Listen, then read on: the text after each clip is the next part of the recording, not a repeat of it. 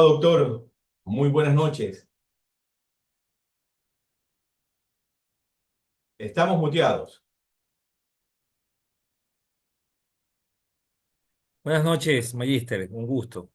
Muy buenas noches. Bien, antes que nada, Jaime, un gusto que hayas aceptado nuestra invitación al programa Diálogo Profesional América, sobre todo en esta noche hacer una evaluación, un diagnóstico de la MIS-PYME.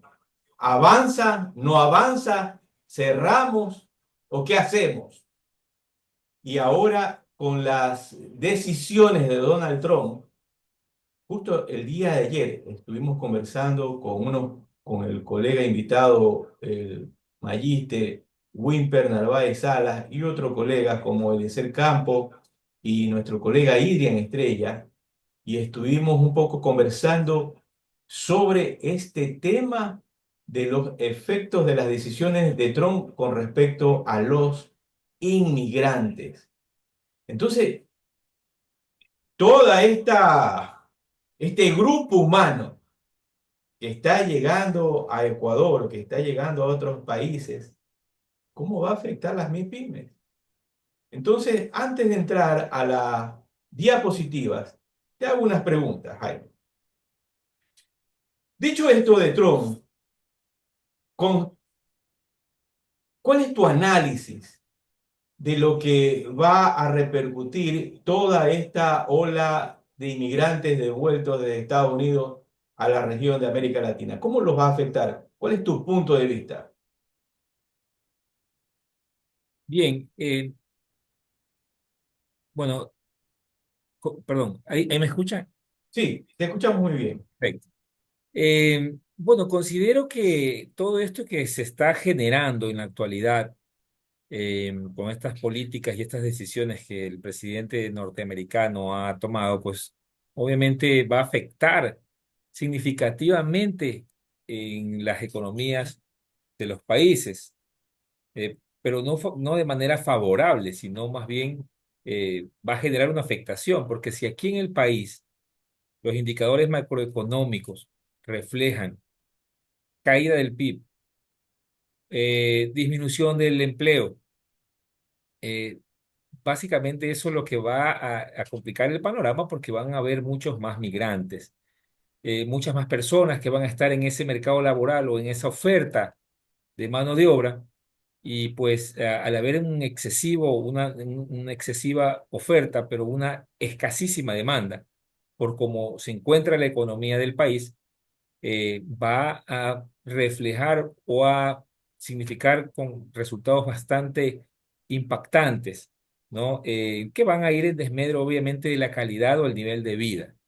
Y este nivel de vida se ve afectado, pues, básicamente porque no tienes ingresos que te permitan, primero, nutrirnos, alimentarse. Segundo, tener acceso a servicios básicos, a temas de educación, a temas de salud, a temas de seguridad. Entonces, lo que hace esto es desgastar el tejido social y poner en una posición mucho más crítica de la que actualmente ya vivimos en nuestro país, que todos ya conocemos, que ha visto afectado o como resultado se ha dado el hecho de las actividades estas ilegales, ilícitas, de estos grupos organizados de delincuencia, que lo único que están haciendo es complicar mucho más el panorama social. Entonces, no quiero ser caótico ni pesimista, de hecho yo siempre digo, tenemos que ser muy optimistas, pero si el gobierno, los gobiernos, el gobierno de turno debe implementar políticas que traten de atenuar de una u otra forma esto que está que esto recién empieza, ¿no? Y creo que hay mucho más aún por venir y por sortear en el camino cuando pues se dé o suceda este tema de que vengan ya tal vez en mayor número, en mayores cantidades de migrantes al país, ¿no? Entonces, un poco esa es mi lectura y mi visión, un poco pesimista tal vez, pero que es lo que más se va a o se asemeja a a la realidad o a lo que va a pasar en nuestro país. Bien, todos estamos claros que definitivamente hay una mayoría de inmigrantes que definitivamente van a tratar de buscar trabajar, progresar, salir adelante, ayudar a sus familias en sus países de origen. Pero también es verdad que eh, en los últimos meses del año 2024 fue una ola, no una ola, una horda de inmigrantes, entre los cuales fueron una gran masa de ciertos individuos que fueron a hacer un caos total en algunas ciudades de los Estados Unidos. Se robaban los paquetes de los portales donde antes eran tranquilos, ya no podías caminar. He escuchado en varias entrevistas, ¿sí? Que los asaltaban, una serie de situaciones. Entonces todo esto enerva pues a la gente. Entonces Donald Trump se agarra de esto, desde mi punto de vista, y dice, bien, esta es mi oportunidad. Lo que siempre busca un político, ¿no? Un pretexto y dice, aquí los mando a todos de regreso. ¿Cuál es tu opinión? ¿Fue un pretexto o está correcta esa acción de Donald Trump? Bueno, de lo que he podido yo conocer, ¿no? Mucho más en el estudio esto del tema de la geopolítica y del tema de lo que pasa en los países, sobre todo en este caso, pues, de primer mundo, es de que en Estados Unidos efectivamente existe o existía una inconformidad por parte de la ciudadanía, porque los migrantes prácticamente pues quitan esas plazas de trabajo para los propios ciudadanos norteamericanos. O sea, eso ha sido una queja permanente, ya de muchos años en la economía americana. Entonces lo que querían es, o un político en este caso, en su oferta de campaña, capitalizar, ¿no? Ese deseo de la ciudadanía con este tipo de ofertas. Pero esto lo han hecho todos los gobiernos. Obama, Trump, cuando llegó Biden, y bueno, y otra vez ahora, Claro, efectivamente, sí lo ha hecho Obama, lo hizo Biden, lo ha hecho gobernantes, pero lo que pasa es que esta ya es una acción mucho más agresiva, sí, ¿sí? Y perdón, este no los envía en balde, esto los envía en piscina. claro, y lo peor de todo es que está generando, ojo, a diferencia de los otros gobiernos que han tomado las mismas decisiones, esto está generando un grave conflicto internacional dentro del aspecto o los términos de comercio. ¿No? O sea, cuando pasó lo de Colombia, ¿no? Cuando llevó enviaba a los migrantes a Colombia y el presidente de Colombia dijo que no los iba a aceptar, que no era la forma de proceder correcta, ¿no? Dentro de los derechos internacionales.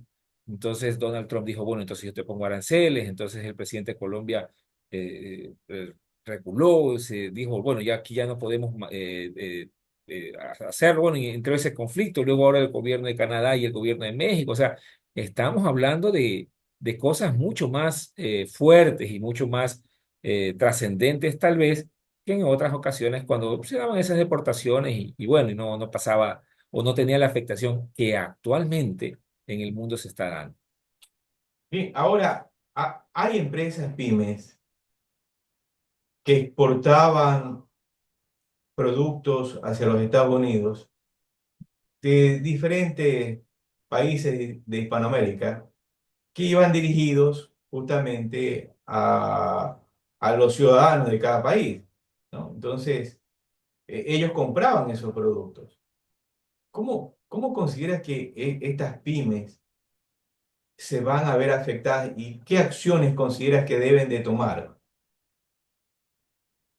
Bueno, hay varios mercados. Como sabemos, en el caso de Ecuador, esta sería, porque desde los últimos 3 años existe una ola migratoria, una de las más grandes de las tres que han habido acá, ¿no? Aquella que se dio en la década del 70, luego la que se dio ya por el 2000, y bueno, y esta es la nueva que se viene dando desde hace un par de años atrás, ¿no? Una ola migratoria mucho más impactante que la misma del año 2000, ¿no? Cuando hubo el tema del feriado bancario. Pero en todo este desarrollo, ¿no? De esta migración, en todos los países a los cuales se ha migrado, se han creado estos mercados, ¿no? Estos mercados de los ecuatorianos que demandan productos ecuatorianos y que desean tenerlos y degustarlos en el caso de los alimentos en estos países. Hace poco yo tuve la oportunidad de ser director de desarrollo económico productivo de Cantón Naranjal, y uno de los líderes del sector cangrejero, un joven un tipo muy preparado, un joven muy proactivo, migró allá, dijo, porque acá no hay futuro, me amenazaron, me extorsionaron y casi me secuestran, entonces mejor me fui allá. ¿Y qué es lo que estoy haciendo? Me están trayendo los atados de cangrejo por avión. Se le llevaban atados de cangrejo en avión o tarrinas de cangrejo. Y luego, conforme yo empecé un poco a investigar más sobre el tema, existe ya esa demanda en esos otros países, ¿no? Donde inclusive se llevan bollos, se llevan todos los tipos muchos tipos de comida ecuatoriana, ¿no? Y porque esos mercados ya están instaurados allá. Ya hay mercados de personas que están ya muchos años, décadas, y que ya tienen normalizada su estatus legal en estos países. Entonces ya el mercado ya está ahí instaurado. Tal vez la afectación no va tanto por el hecho de que vaya a existir o no el tema de la demanda, porque sabemos que Ecuador ha sido uno de los países, pues en este caso de Latinoamérica, que ha accedido, ¿no? a secundar las acciones del presidente Trump, ¿no? Inclusive cuando han llegado los migrantes, los han recibido, les han dado un bono, les dieron alimentos, cosa que no ha pasado en otros países. Entonces, acá en Ecuador estamos atenuando de alguna forma, pero de una forma muy superficial, cuando considero que deberían haber tal vez ya políticas públicas que permitan atenuar esta realidad de los ecuatorianos. Pero hacer políticas públicas para esos que son deportados y vienen al Ecuador, que se fueron justo del país, porque no tenían las oportunidades para trabajar, Así es. fueron del país a buscar espacios, a generar ingresos. Y ojo, recordemos también, por eso considero que ya tendríamos que entrar en un ámbito mucho más estadístico, porque tendríamos que ver esta tercera ola migratoria, de esta tercera ola, cuánto ha sido el impacto en viajando o migrando para Estados Unidos, o cuántos han ido a Europa o a otras partes del mundo. Y de estos que han llegado allá con un estatus ilegal, pues, ¿cuántos han sido deportados y cuántos se proyectarán estar deportados? Sabemos que los mismos latinos en Estados Unidos están tomando acciones, por ejemplo, de no consumir, o no salir a consumir, o no salir inclusive a trabajar.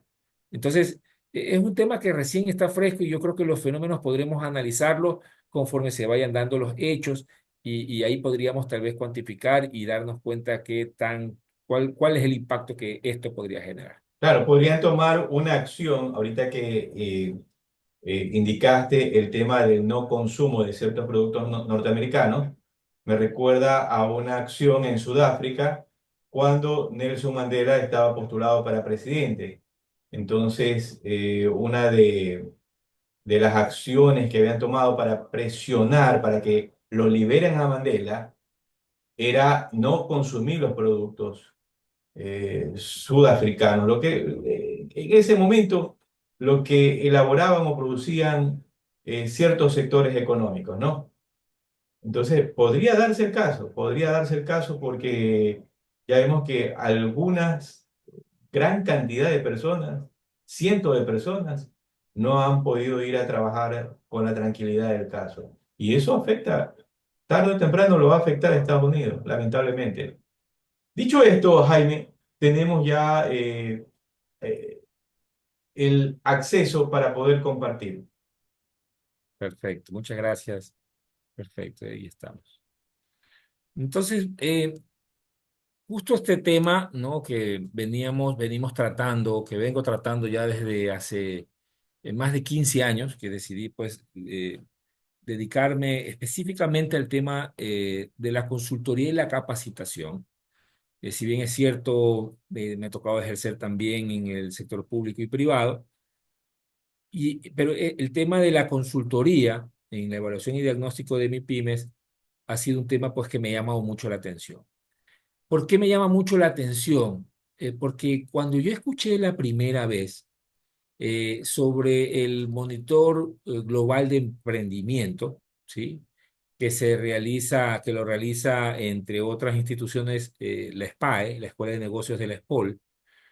Podíamos darnos cuenta y se decía que Ecuador tenía un ranking en el mundo, en Latinoamérica por sobre todo, que se encontraba entre los primeros países de emprendedores, donde había más emprendimiento. ¿Y por qué había este emprendimiento? Bueno, habían varias razones. Una de las razones era porque se quedaban sin trabajo y tenían que vivir de algo.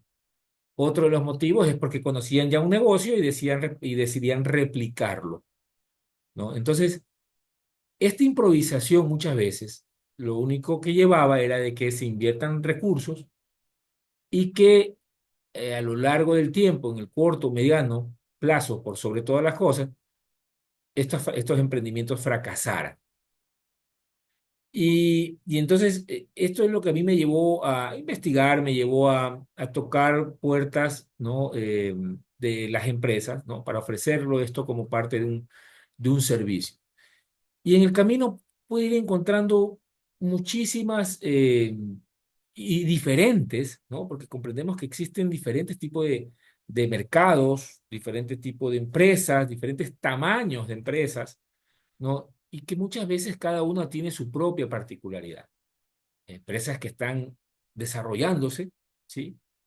Empresas que, como mencionabas muy bien tú al hacer la introducción, que a lo mejor tienen ya que cerrar y muchas veces los dueños, ya sea por un tema de un legado, por tema de un sueño, de una visión, desean sostenerla sin saber que pueden tener repercusiones malas o que afecten gravemente la economía personales y de sus familias. Todas estas cosas finalmente te llevan a saber o a tratar de sugerirte de que evalúes y diagnostiques de manera permanente o periódica a tu empresa. Entonces, por eso es que las micro, pequeñas y medianas empresas representan un pilar fundamental en la economía de cualquier país. Y como les decía, en Ecuador, en Latinoamérica, eh, las personas pues tenemos mucho ese espíritu emprendedor, a diferencia de países más desarrollados que creen mucho en lo corporativo, que creen mucho, como ustedes saben, muchas empresas europeas o americanas, norteamericanas, son empresas que cotizan en bolsa. Y entonces, ¿qué es lo que hacen? Cotizan en bolsa, tienen acciones, las personas que tienen acceso a este tipo de acciones las compran y apuestan por un modelo eh, que previamente ha reflejado los resultados y simplemente lo que hacen pues estos inversionistas es comprar acciones y ver cuál es su rendimiento.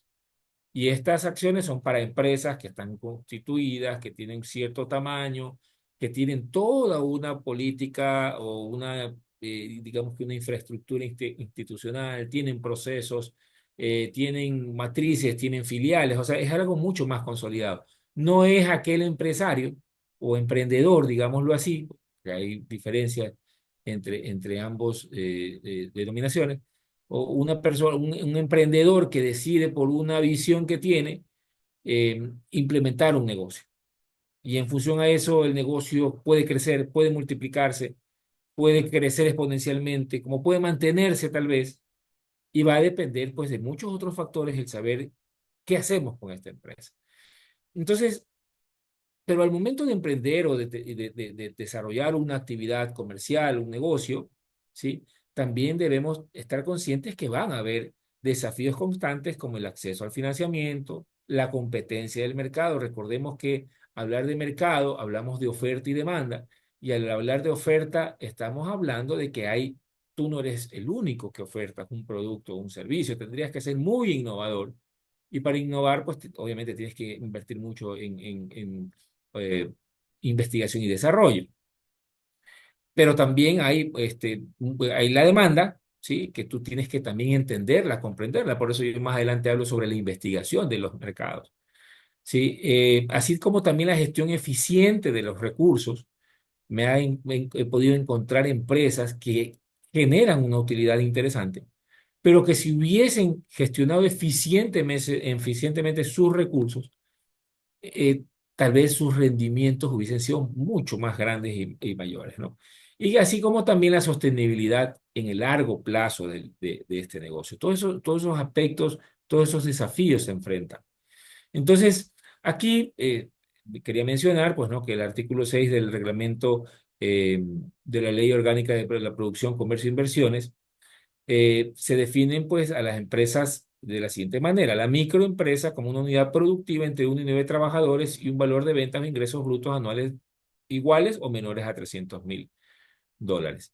Las pequeñas empresas, una unidad de producción que cuenta de 10 a 49 y que factura entre 300.000 y 1 millón y que tiene ingresos que están en esos rangos, ¿no? Y la mediana empresa, que son aquellos que tienen de 50 a 199 trabajadores y que tienen ingresos brutos entre 1 millón y 5 millones. Entonces, por ahí ya podemos un poco irnos dando cuenta, ¿no? De en qué rango está la empresa, ¿no? Porque también dentro de cada rango van a haber ciertas particularidades. No es lo mismo una empresa entre 1 y 9 trabajadores, ¿no? Que una empresa que tiene, pues obviamente, entre 50 y 199. Como también Magíster Parrales mencionaba y decía la afectación que puede existir con este tema de la deportación, ¿no? Que hay empresas o unidades productivas que tienen un grupo de trabajadores que fabrican algo, producen algo y que lo envían a estos mercados, ¿no? ¿Cuál puede ser esa afectación de este tipo de negocio? Imagínense una microempresa. Ahora imagínense una mediana empresa que tiene entre 50 y casi 200, que tiene entre 1 millón y 5 millones de ingresos brutos mensuales y que una desviación o una reducción de su demanda puede tener una afectación muchísimo mayor, ¿no? Y con un mayor impacto. Entonces, eh, por eso es importante considerar que el crecimiento y la estabilidad de las pymes eh, para ello deben realizarse una continua evaluación y diagnóstico que permita conocer su situación real, detectar las oportunidades y anticiparse a posibles crisis. Y esto de detectar las oportunidades también es algo muy interesante, porque las empresas que están permanentemente retroalimentándose del mercado son aquellos que pueden eh, ir, ir a la vanguardia del resto. Porque normalmente, ¿qué es lo que hacen las empresas o los negocios? Sale alguien con una idea, la implementa, ¿sí? Y luego tiene atrás de uno, en el corto plazo o mediano plazo, 1, 2, 10, 20 o 100 competidores, ¿no? Y todo el mundo dice, bueno, si eso es fácil hacerlo, entonces, o si eso hay que hacerlo, yo también lo puedo hacer. Entonces, por eso cuando se tiene este negocio, detectar estas oportunidades, también creo que es un tema y un factor muy importante, ¿no? Para todos aquellos eh, que tienen en un micro o una pequeña y mediana empresa, estar siempre a la vanguardia, tratando de ir identificando y detectando, porque como en el ciclo de vida de los productos, ¿no? El producto nace, crece, mantiene una etapa de madurez y en algún momento puede dejar de ser consumido. Entonces, y el momento que ya llega a esa etapa de madurez, ¿no? Ya empieza un declive, y cuando empieza el declive es donde nosotros, como los mercadólogos también, tenemos que identificar qué otras características incorporar a los productos para que generen estos atributos o beneficios por parte de los productos, ¿no? Entonces, eso es un tema bastante interesante, por eso creo yo que quienes lideran las MIPYMES deben ser muy visionarios. Deben ser personas que estén permanentemente retroalimentándose de los mercados, no solo locales, sino también internacionales. Jaime, ¿Sí? podemos retroceder la pantalla. Bien, pero en este tema de las MIPYMES, vemos que hay personas que con mucho esfuerzo, mucho sacrificio, sacan adelante una microempresa, una zapatería, una empresa comercial, ¿sí? Donde tal vez compran productos internamente y van poco a poco creciendo y tal vez después importan el producto o fabrican algún textil les va bien, ya comienzan a vender 1 millón, 2 millones tal vez, pero que les ha ido bien, han tenido esa oportunidad en el mercado, pero que para crecer no se les hace fácil poder decir, voy a ampliar a 5 millones, 10 millones de dólares en venta.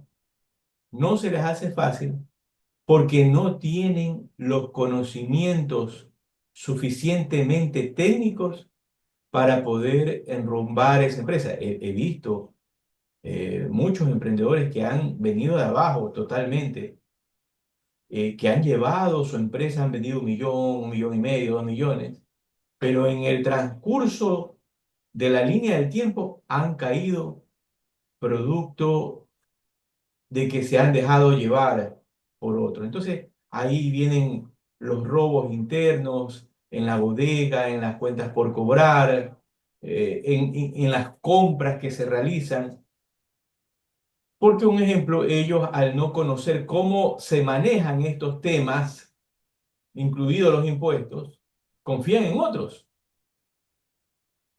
¿Qué tú les recomendarías a estos emprendedores que tratan de crear empresas y dar oportunidades de trabajo? Bueno, yo podría recomendarles, ¿no? A estos, digamos, que yo los denomino los pioneros, ¿no? De estas empresas, que tienen ciertas particularidades, inclusive generacional, ¿no? Porque este primer emprendedor es el que decide apostar muchas veces todo para iniciar esta idea de negocio, como dice también, como dices, tal vez sin el conocimiento de la preparación técnica, ¿no? Y le empieza a jugar el número, empieza a hacer las cosas inclusive de una manera intuitiva y ve y empieza a ver que su facturación empieza a crecer, empieza a aumentar, tiene buena rentabilidad, sus cuentas bancarias están cada vez mejor, pero aquí es donde yo digo, es necesario la preparación. Y hay personas que tal vez, y por eso hay muchas universidades que dan programas para emprendedores, ¿sí? Programas para emprendedores, porque finalmente estos emprendedores deben conocer de varias áreas, del área financiera, del área administrativa, del área de marketing, del área de planificación, ¿no? Por lo menos con conocimientos básicos, con ciertos conocimientos que le permitan tomar decisiones. Claro, pero sabemos que una gran mayoría no las tiene ni tampoco las va adquiriendo. En algunos casos, si es que no se caen y tienen los hijos que los han educado, los han preparado, a veces los hijos toman la posta, unos sacan adelante la empresa en una gran minoría y otros lamentablemente la hunden a la compañía. Y te lo digo por experiencia, ¿no? Que lo que uno ya ha visto en estos 34 años profesionales. ¿Cuál es tu opinión hasta de ese punto de vista? Sí, y bueno, y justo dentro de esa experiencia también yo me he podido dar cuenta de algo, ¿no? Y qué bueno que me lo preguntas, porque es algo que siempre yo no lo tengo confirmado, pues, ¿no? Con Sí, datos. Yo me he dado cuenta de algo, ¿no? Y lo voy a comentar por esta experiencia. Es de que son, como decía, las tres generaciones, ¿no? El primero que es el que desarrolla el negocio, luego vienen los hijos, ¿no? Y ahí hay casos de grandes empresas aquí en Guayaquil, por ejemplo, ¿no? Que luego vienen los hijos a administrar los negocios, pero resulta que ya estos hijos tuvieron otro nivel de vida, tuvieron otro nivel de formación, tuvieron otro tipo de roce, de contacto, y se enfocan mucho en el negocio, y luego viene la tercera generación, que inclusive hasta en la misma formación he podido ver que se van a estudiar arte, música, no antropología, no, se van a estudiar muchas otras cosas que no están nada relacionadas con la administración de empresas, ¿sí? E incluso, pero sí tienen ciertos conocimientos sobre inversiones. ¿Y sobre qué tipo de inversiones? Sobre las del grupo de empresas que sus familias tienen. No sé si me explico. O sea, yo he podido notar estos tres tipos de comportamiento. El mayor, el padre o la cabeza, el abuelo que coge, emprendió, se sacrificó, crió a sus hijos, los formó. De sus hijos, unos cuantos se hicieron cargo del negocio, lo hicieron crecer también, ¿no? Pero ya a sus hijos no los formaron para eso y los mandaron a estudiar otro tipo de cuestión y ahí es donde la empresa queda en manos de terceros. ¿No? Entonces, bueno, ya vienen otros temas de empresas familiares, gobiernos corporativos, planes de sucesión, etcétera. Pero yo me he topado mucho con este tipo de situaciones. Para los que no se prepararon, para los que estos pioneros que tomaron este tipo de decisión de ir con todo y no dejaron ese legado. Te cuento, yo tengo un cliente, ¿no? Y lo digo pues con toda la transparencia del caso, yo tengo un cliente que he podido asesorarlo en muchos temas, en muchos ámbitos del negocio, pero cuando ya hablamos o topamos el tema este de las empresas familiares, de cómo hacer todo este gobierno corporativo y cómo sostener el negocio en el tiempo a través de las generaciones, existen este tipo de decisiones que dicen, no, sabes que no, tranquilo, yo ya quiero llegar aquí, dejarle un negocio a cada uno de mis hijos y con eso me doy por servido, ¿no? Cuando las expectativas pueden ser mucho más grandes. Existen diferentes perfiles, entonces por eso no me podría tal vez encasillar en uno. Y como decías tú, hay quienes han sostenido el negocio, cuando ya viene la segunda generación, la malgasta, ¿no? Y bueno, ya hay ni que hablar de una tercera, porque ya ni siquiera existe la empresa, ¿no? Pero eso quería yo comentarte también como parte de esta experiencia, de esa particularidad muchas veces de estas familias que desarrollan los negocios. Sí, seguimos. Bien. Bueno, y aquí los temas que vamos a tratar, pues son los puntos claves para evaluar y diagnosticar tu negocio, en qué tiempo es tiempo de crecer, de expandirse, aliarse o cerrar. Hay muchas veces que hay tanto sueño, tanta ilusión dentro de un negocio, hay tanta inversión, hay tanta esperanza, que a veces es difícil cerrar. Y me ha tocado también estar con emprendedores que lastimosamente no tienen o están, perdón, están en una situación en la que se niegan, se resisten a tomar decisiones, ¿no? Hace poco, por ejemplo, asesoraba a un empresario que tenía, pues, en reiterados pocas meses, cada mes, ya casi 6 meses, resultados negativos. ¿No? Entonces, cuando le decía, bueno, pues sabe que una de las opciones es que usted se meta a liderar el área comercial, que usted sea el líder de eso de ahí. Entonces me decía, no, es que mi familia, mis hijos no quieren ya que yo me mantenga. Entonces le decía, bueno, hay dos opciones. O entonces mejor, o cierra, o usted lo lidera, porque a estas alturas, si el negocio creció por usted y está perdiendo o está viniendo en picada su producción, yo creo que usted va a tener que retomar, al menos por un tiempo limitado, este tema, o si no, cerrarla, ¿no? Entonces, bueno, se quedaron en esa disyuntiva, por decirlo de alguna forma, y ya familiarmente iban a tomar esa decisión. La investigación también, o vamos a hablar sobre la investigación como base de la administración. ¿Y por qué digo esto? Porque cuando hablamos de las fases de la administración, empezamos con la planificación, luego con la organización, luego con la dirección y ejecución, y también otro elemento interesante es el control, porque sin el control, finalmente, como tú también decías, si no se controla, pues cualquier negocio quiebra, ¿no? Y va a dar resultados negativos. Pero hay un factor que es importante y que nos hemos olvidado, que no lo mencionamos, que es la investigación previa a la planificación. Entonces, la planificación no puede ser tampoco un tema intuitivo. La planificación no puede ser un tema de sentarse y decir, bueno, ¿qué te parece si tomamos esta decisión o decidimos irnos allá? Está bien, hay que planificarlo. Por eso la planificación estratégica dice su nombre, ¿no? Saber puntualmente qué vamos a hacer, por qué lo vamos a hacer, cómo lo vamos a hacer. Pero en función a qué, a qué información. Entonces, otro tema importante a considerar es la investigación. Tenemos que investigar sobre nuestro mercado, tenemos que investigar sobre la calidad de nuestros productos, debemos investigar sobre las preferencias de nuestros consumidores, debemos investigar sobre mercados en el exterior, cómo se están comportando en productos similares. O sea, hay muchos temas que se deben realizar con temas cualitativos y temas cuantitativos. Otro tema que vamos a ver son las tomas de las decisiones empresariales, ¿no? Cada uno de estos puntos está diseñado para aportar valor a los emprendedores, dueños y gerentes de MIPYMES, brindando herramientas prácticas que les permitan mejorar su gestión y competitividad en el mercado. Dentro de los puntos claves para evaluar y diagnosticar tu negocio, ¿sí? Podríamos decir que, como lo mencionaba, que muchos empresarios lo toman por intuición o por experiencia, sin contar con datos concretos que respalden sus acciones. Por eso es el tan famoso y reconocido FODA, en el que debemos identificar cuáles son nuestras fortalezas y cuáles son nuestras debilidades. Y aquí tenemos que hacer también un examen a conciencia de cuáles son esas fortalezas y de cuáles son esas debilidades. Por eso muchas veces cuando gerencio empresas, a veces hay personas que muchas veces consideramos, o hay personas que las consideran contrarias, hay personas que las consideran reactivas, porque dicen las verdades, porque dicen las debilidades de la organización. Y muchos líderes, muchas personas se niegan a veces a escucharlo e inclusive hasta toman algún tipo de represalias contra ellos, ¿no? Entonces, eh, yo creo que es importante poder identificar estas fortalezas, así como también las debilidades, y no solamente desde el alto mando, ¿no?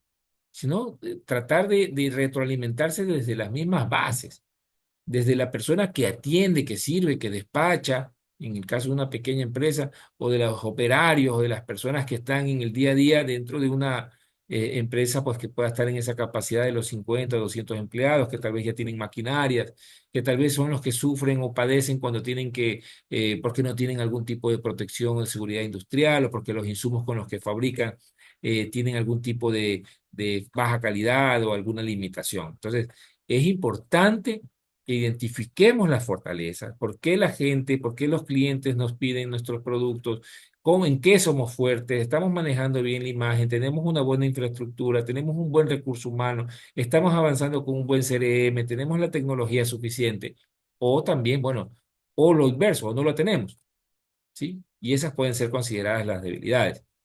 Detectar oportunidades en el mercado. Ese es otro tema, ¿no? Conozco de empresas que de pronto tienen una infraestructura que la pueden potencializar, ¿sí? Y porque no se ha buscado tal vez esas oportunidades en el mercado, no mejoran sus economías de escala. ¿Sí? O de pronto puedo yo diseñar, pues, se puede diseñar, viajas a una feria internacional y ves algún equipo con el que puedes generar algún tipo de innovación en el mercado local. Entonces decides hacer una inversión, contratar esa maquinaria, esos equipos y ver si es que existe o producir este bien para ese mercado. Entonces hay que también estar muy alerta y muy atento a las oportunidades del mercado. Y en estas oportunidades también estar atento de saber qué le puede pasar a tu competencia. Muchas veces mm, suele pasar, ¿no? Que en ciertos periodos de productos, de producción, por ejemplo, en el mes de diciembre, las empresas que fabrican o importan productos de aluminio, entre esas las bandejas de pavo, ¿sí? O rectangulares que llaman también, hubo una escasez en el mercado, hubo una escasez, hubo una alta demanda, hubo escasez de productos y, y hubo la oportunidad de detectar que el competidor principal de esta empresa se había quedado sin stock. Entonces, pues una estrategia que no es tan mal, porque para eso se diseñan las mismas, se decidió mantener, o sea, no acceder a mayores descuentos, a mayores promociones, sino que mantener ese precio y tener una buena rentabilidad en el producto. O sea, todas esas cositas uno debe tratar en la medida de lo posible de detectar. Prever amenazas y riesgos financieros. Y aquí yo sí digo, desde que empezó el COVID, ¿no? Una de las amenazas que debemos considerar en nuestros FODA son potenciales pandemias, ¿sí? Porque realmente creo que es algo que nos afectó a todos en esa época, y yo creo que nadie estuvo a la altura o tuvo la capacidad de prever lo que podía pasar. Yo sé que es mínimo, que es escaso, pero se dio, ¿sí? Así como también prever estos riesgos financieros. Otra amenaza también que ahorita, que lo acabamos de mencionar y revisar, el tema, perdón un momentito, por favor, el tema relacionado con el tema relacionado con lo de Donald Trump. ¿Sí? Acabo de ver cerrar el negocio de una persona que conozco que tenía importación de productos desde México. ¿Sí? Por lo que pasó ya a nivel político acá en el país, ¿sí? Que han tenido cierto tipo de restricciones y que ha tenido ciertos tipos eh, de problemas, ¿no? Con respecto a las importaciones de estos productos, a las barreras, a todos esos impedimentos que tienen. Y todos sus productos eran mexicanos. Tuvo que cerrar porque lastimosamente si hubiese previsto aquello, hubiese de pronto diversificado su portafolio de marcas, ¿no? De procedencia o de origen, tal vez el impacto hubiese sido menor. Pero miren, esta empresa prácticamente está condenado al quiebre, al Pero, cierre. Jaime, Sí, te bien, escucho. vemos, como te indicaba anteriormente, ¿no? Aquel emprendedor que se va haciendo en el camino y que ha tomado ciertas decisiones acertadas y eso lo ha llevado a alcanzar ciertas metas. Definitivamente, a veces el tomar ya en un nivel un poco más alto, las decisiones no son fáciles. Tomar decisiones desde tu punto de vista es fácil.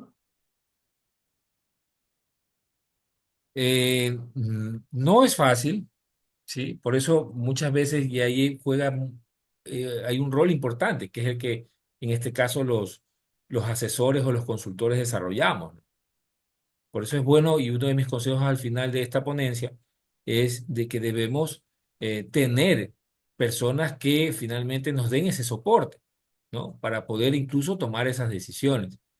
O sea, no es fácil. A veces, y como también yo suelo decir, podemos tomar decisiones y a veces no hay decisiones buenas o decisiones malas. Solo son decisiones que te llevan a resultados positivos o resultados desfavorables. Y dentro de esos resultados positivos, tal vez una decisión pudo haber tenido un impacto mayor y mejor en resultados y otra decisión tal vez un poco menor, pero eso tal vez nunca lo podríamos cuantificar. No es fácil y por eso es importante que los emprendedores, los empresarios, eh, puedan prepararse y deban prepararse. En Ecuador sí hay una cultura bastante interesante en los últimos años con respecto a la preparación y a la formación de los emprendedores, de aquellas personas que deciden plasmar una idea. Y yo creo que tal vez en la región también existe mucho capital semilla, existen muchos ángeles que invierten hasta que recuperan su inversión y ayudan, capacitan en este caso a los emprendedores que tienen buenas ideas para luego incluso hasta buscar asociarse con otro tipo de inversionistas, ya sea a nivel de país o a nivel de la región. Pero vuelvo y repito, en función a tu pregunta, hay que prepararse y si no te has preparado, creo que debes rodearte de asesores o de personas que te puedan recomendar, sugerir, proponer, ¿no? Y que finalmente, obviamente, el que toma la decisión es el dueño del negocio. Pero creo que las funciones que realizamos muchas de las personas que estamos en este giro es poder asesorar de la mejor forma a nuestros clientes. Te hago una consulta. En alguna parte de tu intervención hablaste de la investigación, que es sumamente importante y esta investigación debe ser realizada en diversas áreas, ¿no? Tanto en el área de mercado, tanto en el área de proveedores, tanto en las compras de los inventarios mismos. Pero realmente hacemos esa tarea de investigación y resulta que no la hacen, es muy poco lo que la hacen. Y aquí no es que estoy diciéndolo con pesimismo, sino que quiero resaltar por qué es importante para aquellos emprendedores que vayan a ver este video de forma sincrónica en el futuro, por qué investigar si estás dirigiendo una microempresa o empresa y quieres crecer, por qué investigar es importante, Jaime. Es importante la investigación, ¿no? La palabra investigación proviene del latín in vestigium, ¿no? Que es detrás de un vestigio, de un rastro, ¿no? Detrás de una huella, ¿no? Entonces, al investigar, lo que nosotros estamos haciendo es viendo el rastro, viendo qué fue lo que pasó, ¿sí? Y de pronto con esa información pronosticar qué es lo que puede pasar, ¿sí? O por qué pasó. Y al momento de hacer de hacer las investigaciones, como tú muy clara y acertadamente lo mencionas, el poder hacerlo en las diferentes áreas, ¿por qué no alcanzamos la meta de ventas? ¿Sí? Entonces, vamos a ver los resultados, o sea, vamos a ver por qué no eh, se obtuvo el mejor resultado. Vamos a investigar sobre nuestros productos. Hay un ejemplo, ¿no, Jaime? Haciéndote un ejemplo, bien lo dijiste. Oye, ¿por qué no estamos vendiendo? ¿Qué pasa? ¿Qué está ocurriendo? ¿Por qué los productos no están rotando? Entonces eso requiere, como tú lo bien lo dices, requiere investigación. Y aquí una anécdota, Jaime. En algún momento, en una empresa XYZ, las cuentas por cobrar estaban elevadas. Entonces viene alguien que a veces esboza sin criterio ideas, sin haber hecho ese trabajo de investigación, y dice, bien, las cuentas por cobrar están altas, es porque el departamento de cobranza no sirve. El departamento de cobranza no sirve. Entonces, en el trabajo de investigación, de levantamiento de información, se analizó que el departamento de cobranza estaba realizando muy bien su trabajo. Pero ¿qué es lo que pasa? Que el departamento de ventas cogía y vendía los productos sin ningún tipo de restricción. Nadie que lo frenara, que le dijera, oiga, eh, el cliente por lo menos debe tener este perfil o debe de contar con este mínimo de pago, hacerle una solicitud, nada. Pero a veces ocurre también que a veces no es el departamento de ventas, ventas funciona muy bien, y es el departamento de producción, que el producto que está fabricando es de muy mala calidad. Entonces, hacer este trabajo de hormiga, de revisar, analizar, a veces no lo quieren hacer, no hay quien lo haga. Entonces ahí ya, como dice la canción de Ricky Martin, vivimos la vida loca hasta que algo nos frene, nos pare. ¿Qué opinas, Jaime? Muy acertado, muy acertado. Coincidimos muchísimo en estos criterios, eh, porque pasa, efectivamente eso es lo que pasa en las organizaciones. No se investiga, no se hacen las preguntas correctas, simplemente vemos el resultado, ¿no? Vemos el efecto y no la causa, y no vamos a la causa. No vemos el problema, como decimos también al formular los proyectos, ¿no? La causa raíz, ¿sí? De ver cuál es el problema y cuáles son los factores que conllevan a ese tipo de problema, ¿no? Entonces, la investigación es importantísima en todas las áreas, porque nos va a permitir eh, tomar tomar decisiones correctas.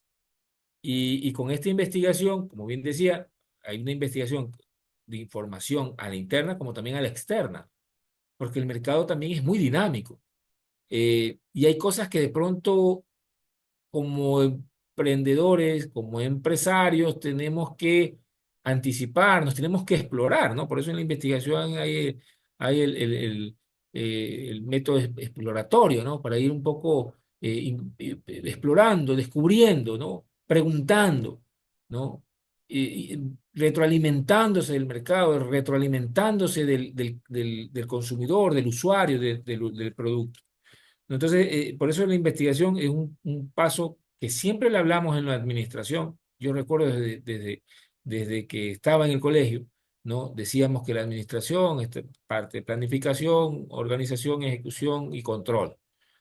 Pues nunca hablábamos de esa parte, ¿no? Entonces, pero es importante en este tipo de foros, en este tipo de ponencias, de exposiciones, poder plantearlo, ¿no? Como parte de este ejercicio para ir mejorando, ¿no? Para ir desarrollando una nueva forma de visualizar los negocios, ¿no? De cómo para evaluarlos y diagnosticarlos. Otro de los temas, eh, veamos que no, ahorita tengo un problemita. A ver, veamos si allá. Ya. El tema del análisis financiero, como tú también lo acabaste de mencionar, ¿no?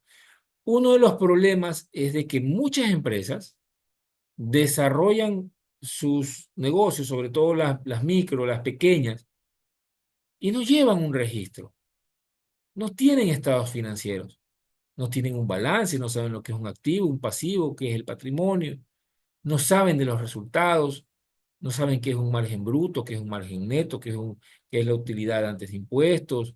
Hay mucha información que no conocen. O cómo armar tu flujo de caja, ver cómo pronosticas tus ingresos, cuáles van a ser tus gastos. Esto te va a permitir tener algún tipo de inversión, ¿sí? O vas a necesitar recursos para poder cumplir algún desfase que haya entre tus ingresos y tus egresos. Eso normalmente he podido dar cuenta de que, es más, muchas de estas pequeñas, micros, sobre todo las micros y las pequeñas, ¿qué hacen cuando dicen, ¿y tienes contador? No, sí, yo tengo a alguien ahí que me hace mis declaraciones y el impuesto a la renta al final del año, ¿no? Y basta, y pare de contar. Cuando todos sabemos que no es así, ¿sí? Que el contador juega un rol principal y no solamente por llevar el tema transaccional o de registros, sino más bien de poder aportar, ¿no? En función a su criterio, a su experiencia, a su conocimiento, a su análisis, propuestas para que el empresario, ya sea micro, pequeño o mediano, pueda tomar decisiones. Entonces, es un tema bastante interesante. Me he encontrado muchísimo con eso, que simplemente viven el día a día con los ingresos menos lo que tienes que pagar y así vas avanzando. Hay otros que tienen muchísima suerte, en cambio, que aún así les sobra la liquidez, tienen muchos recursos. Y ahí es donde más adelante vamos a también a proponer que en situaciones como esas, pues bueno, qué mejor que expandirse. Los indicadores claves, el tema de como les mencionaba, ¿qué es la liquidez? ¿Qué es la rentabilidad? Yo recuerdo también como parte de una anécdota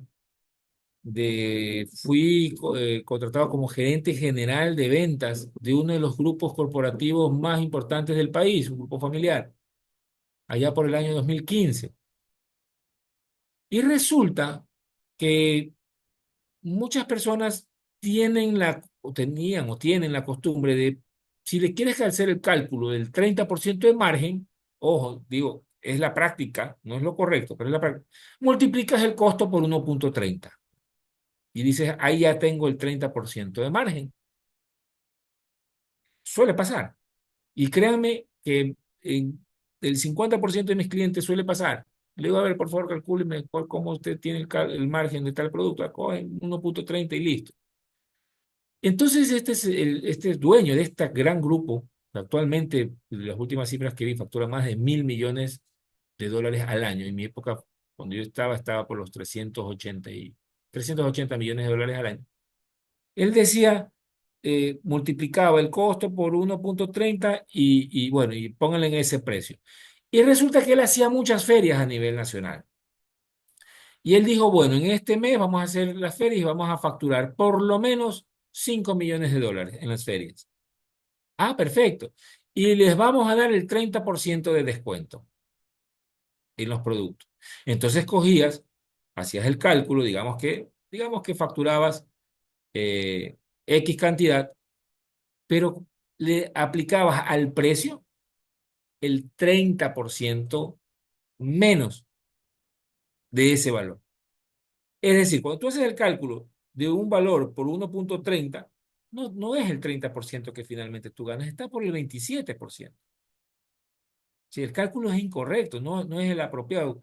Me, me- me hubiese gustado poder graficarlo, pero bueno, yo creo que todos los que estamos participando aquí conocemos el tema. No es lo mismo que yo coja el costo por 1,30 y que luego yo a ese resultado le dé el 30% de descuento. Entonces, ¿qué quería decir esto? Que al final el señor estaba perdiendo, porque si él realmente se marginaba el 27 y daba el 30% de descuento, perdía un 3% de 5 millones de dólares, ¿sí?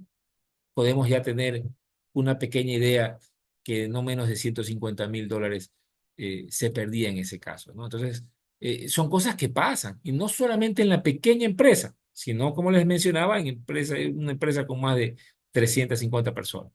Entonces, es importante, ¿no? Que sepamos tener este conocimiento, ¿no? Y que sepamos tomar las decisiones con la información que tenemos. Claro, pero ahí hablamos de una empresa de 350 personas. Me consta que han sucedido esas cuestiones, pero ya ahí hay una acción de abuso de confianza y un poco de colusión. Colusión para perjudicar a la empresa. Porque, discúlpame, está el contador, está la parte administrativa y que nadie vea nada. Entonces, sí. Sí, sí, Lo, sí, lo- lo he visto, sí lo he visto, lo que tú dices lo he visto, suele pero pasar. es con el ánimo definitivamente de perjudicar y robar a la empresa. Entonces, No, en no, ese es que, sentido que tú comentas, definitivamente han querido perjudicar o robar a la empresa, porque que sean tan ignorantes, no, no, pero es que a ver, el señor Coto, Freddy Coto está levantando la mano, no sé si de pronto lo sí, podremos. démosle la, Freddy, Buenas noches. Buenas buenas noches. noches, bienvenido. ¿Cómo estás, Víctor? Bueno, sí, ¿verdad? Con Víctor sabe que yo también tengo mucha experiencia en este tema de al menos de controles, por lo que yo soy implementador, he sido implementador del sistema ya 30 años. Y así mismo he estado en empresas grandes, ¿no? Y en realidad, eso es también a veces falta de los mismos dueños de la empresa, no aplicar un sistema con controles en el momento.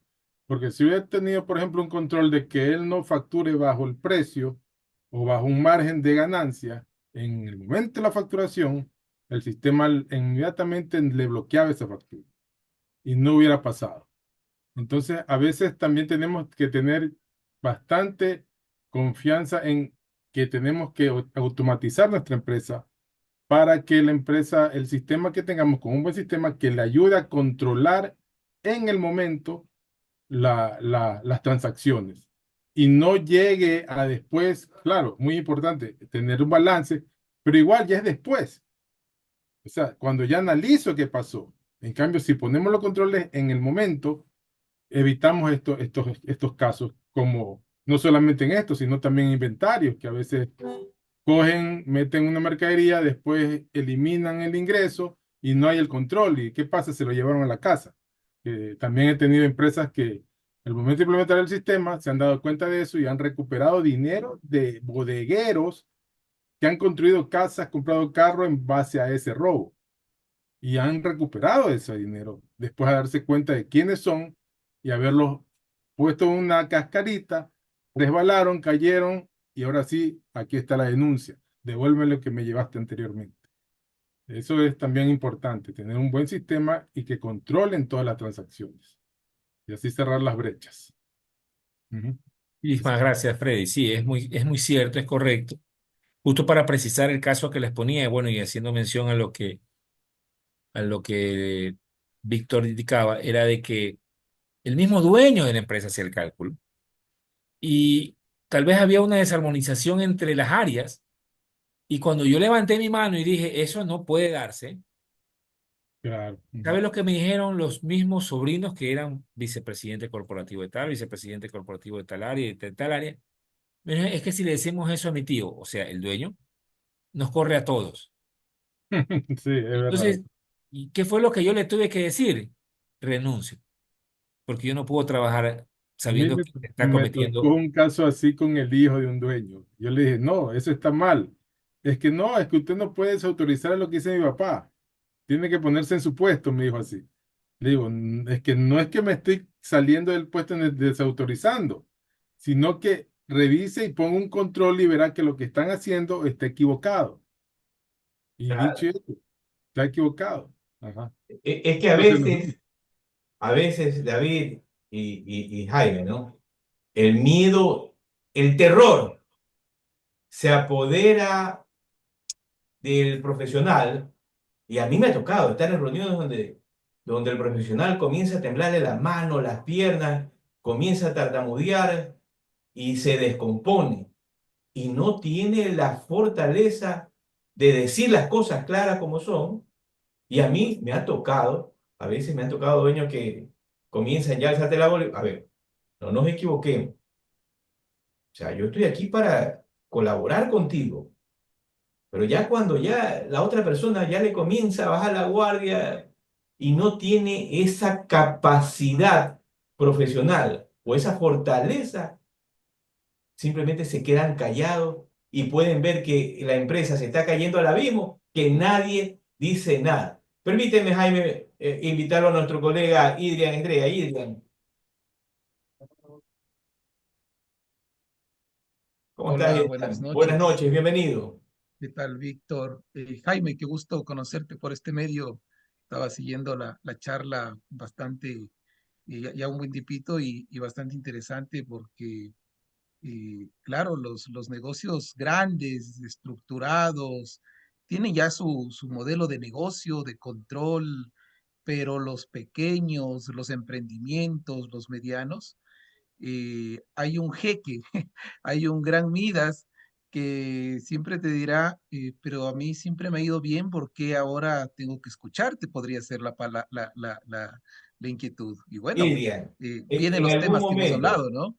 En algún momento, Irian, porque a todos nos ha pasado, definitivamente en algún momento en nuestros inicios, ¿no? Nos quedamos callados, tal vez nos temblaba las piernas, tal vez nos temblaba la mano. En algún momento, Irian, de tu experiencia profesional, ¿superaste ese temor y te manifestaste, hablaste, así sea que te votaran? ¿Te pasó? Mira que yo esa experimentación la tuve cuando dejé la firma auditora por la que estuve 10 años trabajando y me fui de gerente financiero a un grupo florícola acá en Ecuador. Y claro, ya no tienes, entre comillas, el respaldo de la firma auditora, porque ahora eres tú y tú eres el profesional asesor. Claro, Y como gerente financiero que no había existido en ese grupo financiero antes, había un gerente administrativo, uno de finca y el gerente general.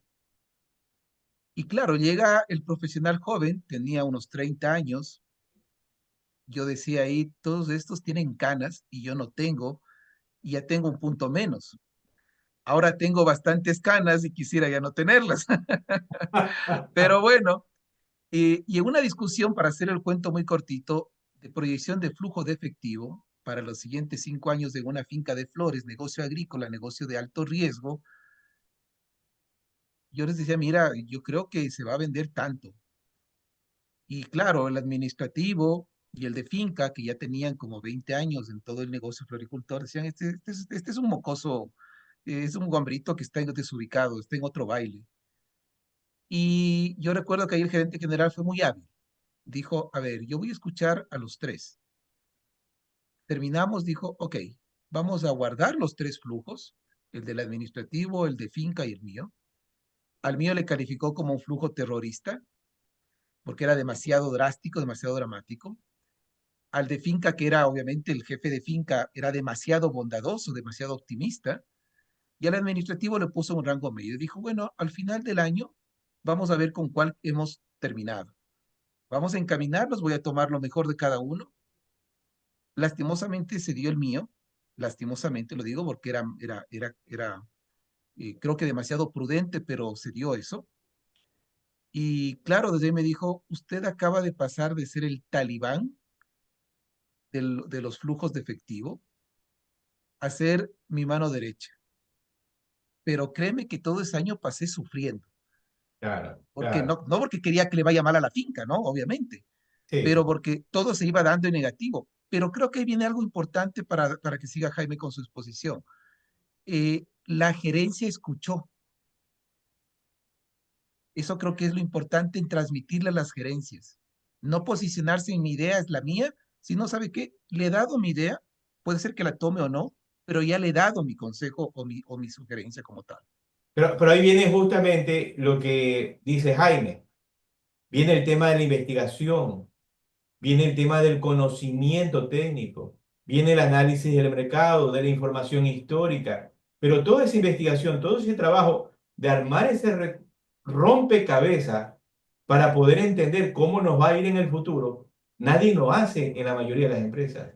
Así es. ¿Qué opinas, Javi? Para irnos con Jaime, para Sí, seguir. en realidad cuando entra una gerencia nueva, una empresa no ve hacia atrás. Muchas veces ve del punto hacia adelante. Pero sí es muy importante, como dice Jaime, ver toda la historia, analizar, investigar en dónde estoy parado para poder saber qué fallaron, qué decisiones tomaron mal o qué bien y saber dar una propuesta buena a la gerencia, como dice Aidan, y sea convincente. Porque también ir y dar una propuesta sin conocimiento, sin Claro. investigación, es, es, es, es lanzar una moneda al aire y ver si cae el sello. Entonces, no es algo adecuado. Hay que tener una estadística bien planteada y conocimiento del tema. Ajá. Así es, hay que tener conocimiento. Jaime, seguimos. Sí, y un poco para justo eh, terminar esta historia, ¿no? De lo que me pasó en esa empresa. Yo renuncié porque era evidente la afectación. Y a mí me contrató el dueño de la empresa. De hecho, cuando me llamó a preguntar, yo tuve que decirle, ¿no? Obviamente, este, todas las personas que estuvieron ahí eran prácticamente de este gobierno corporativo que era familiar, ¿no? Entonces, imagínense, cómo terminó un poco mi relación con esta familia. Pero bueno, Claro, claro. es parte del oficio, ¿no? Y que hay que sostenerse y mantenerse, como muy acertadamente dijeron, pues, quienes estuvieron también exponiendo sus ideas, ¿no? Entonces, pero todas estas cosas hay que sortearlas, hay que plantearlas y tenerlas claras, ¿no? Y justo, bueno, y hablando, por ejemplo, el tema del punto de equilibrio, cuánto debe venderse para cubrir costos y empezar a generar utilidad. Por ejemplo, hace poco también conocí una empresa que todos los meses generó pérdida, pérdida, pérdida, y ahí había solo la esperanza, la ilusión de que en algún momento estos resultados iban a mejorar, ¿no?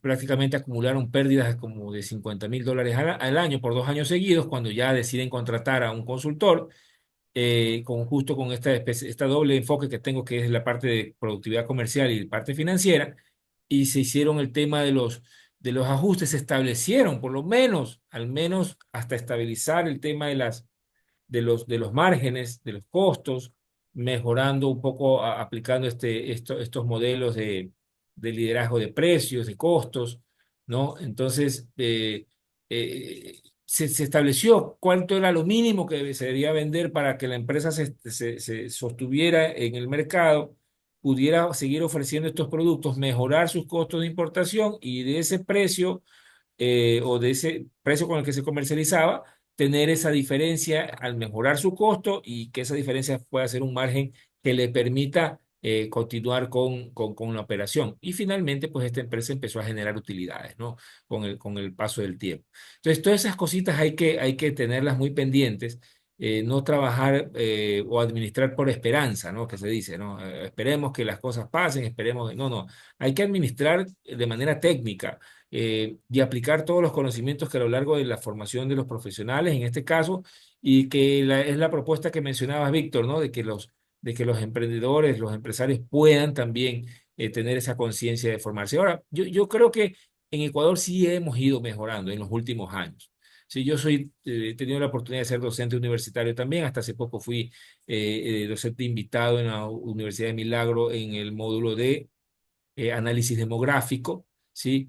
Y he podido, pues, y medir un poco el impacto, ¿no? El desarrollo que han tenido ya muchos de los profesionales que ahora en Ecuador, más allá que se cuestione y se piense que sea un tema simplemente mercantil, es de que casi muchos profesionales ya ahora tienen entre 1 y 2 maestrías y que pueden aplicar todos estos conocimientos poco ya mucho más preparados, ¿no?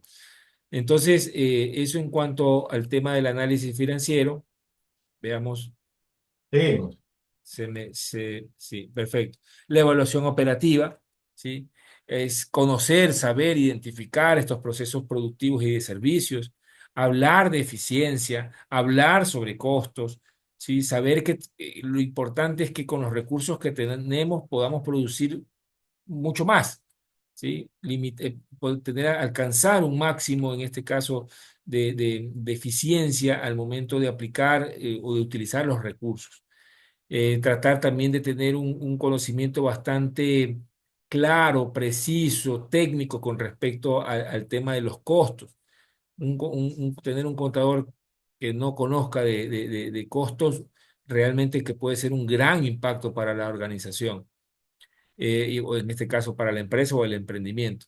Inclusive bajándonos a mucha más escala, ¿no? Ese emprendedor que vende, digamos, tiene su empresa de venta de hamburguesas, ¿no? Y que hace unas hamburguesas exquisitas, pero finalmente no hace bien el cálculo del costo del pan, de la carne y de todos aquellos eh, elementos que componen a la hamburguesa, y finalmente pueden estar dando un producto tal vez muy económico, y que impacten directamente en su rentabilidad. O como también eh, tener un producto que es, por no investigar ese mercado, no podamos sacarle un mejor precio. Porque lo peor que puede hacer una empresa es poner un precio simplemente por el simple cálculo del margen. Es decir, yo tengo 5 tipos de productos, digamos en alimentos. Vámonos otra vez a la carretilla. Tengo el submarino, la hamburguesa, la bandejita, no sé, la salchipapa, por decirlo de alguna forma, y algún otro elemento. O estos 4 elementos.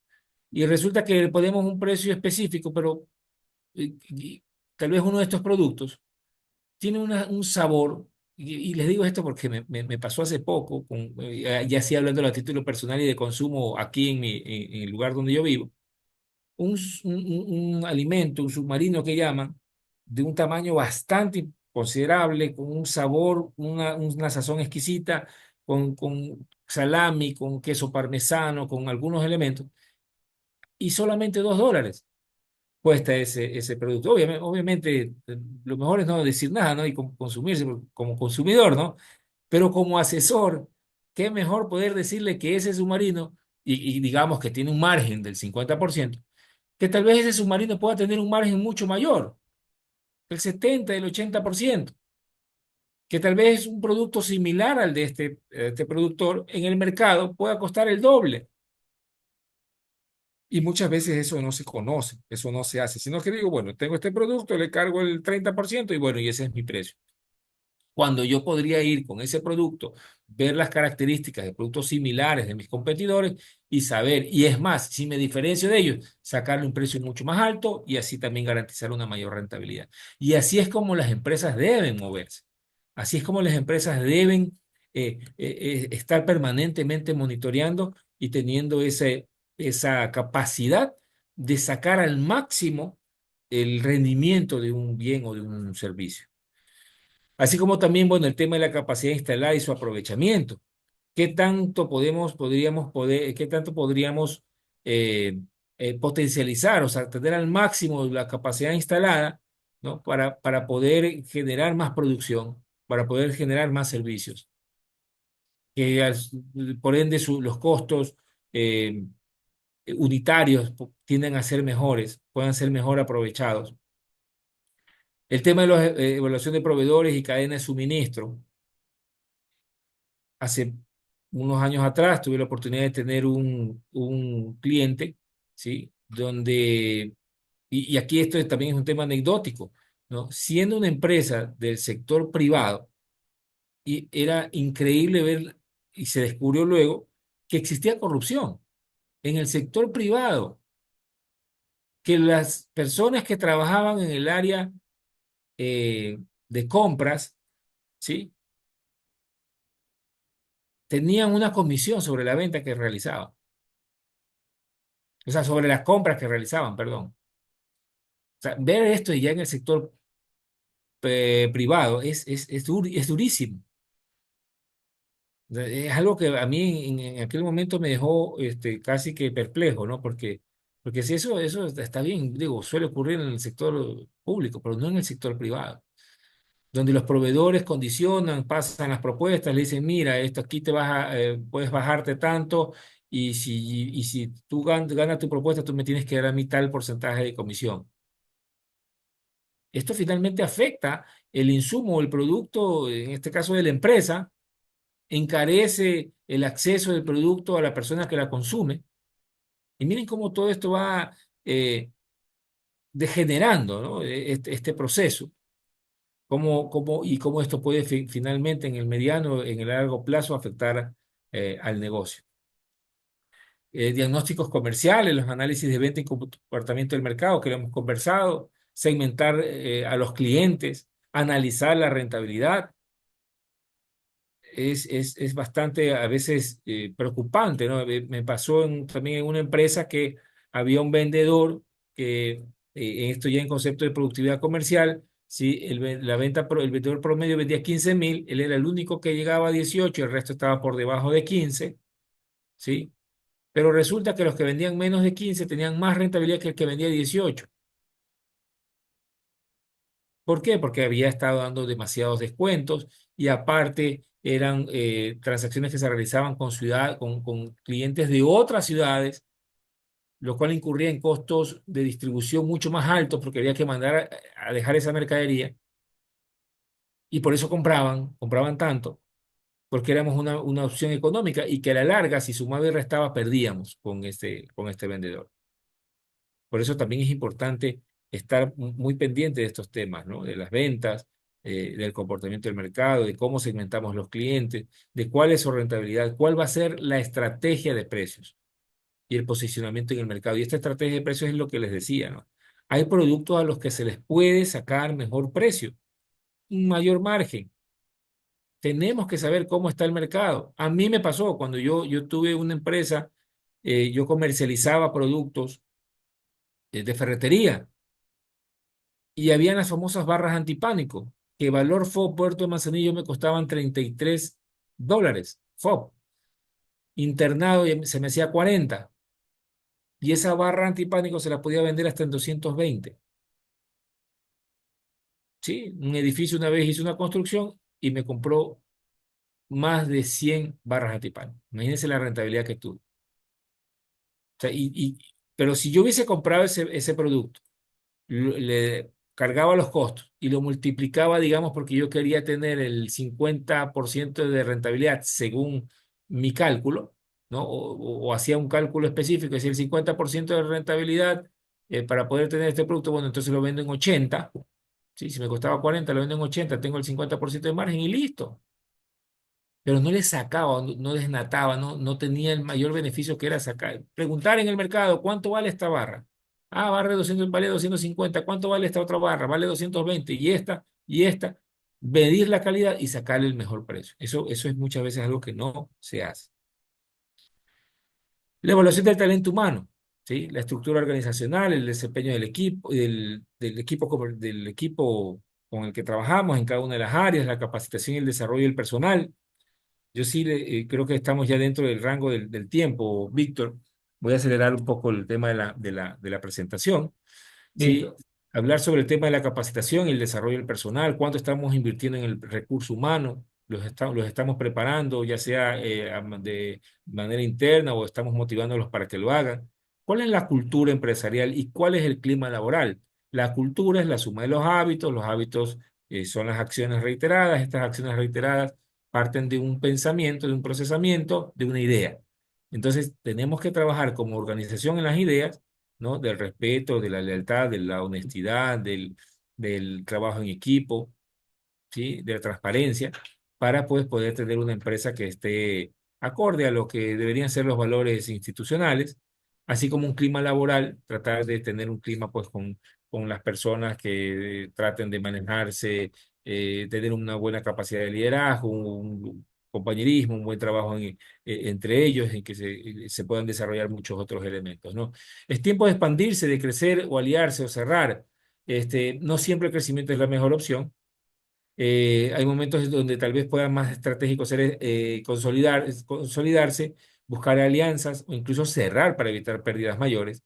La clave está en saber interpretar estos indicadores, los indicadores del negocio para tomar decisiones acertadas.